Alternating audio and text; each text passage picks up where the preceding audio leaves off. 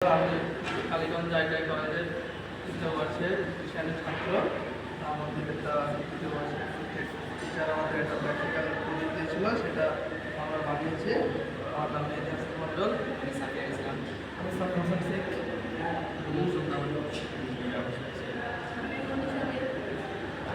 আমাদের প্রজেক্টটা তৈরি করতে যে কম্পোনেন্টগুলো লিখেছি সেগুলি হলো একটা 9 ভোল্টের ডিসি ব্যাটারি, একটা বার্চার, একটা সুইচ, একটা 1K রেজিস্টার, একটা এলডিআর আর একটা এক পিচ 1 এলইডি।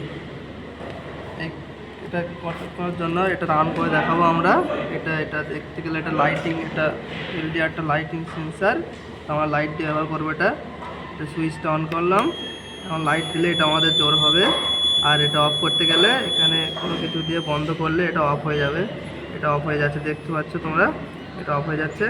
এটাই আমাদের প্রজেক্ট প্র্যাকটিক্যাল দিয়েছিল স্যারে, এটা আমাদের সম্পূর্ণভাবে এটা কমপ্লিট করতে দিয়েছে এবং এটা আমাদের টিচারের সহায়তা।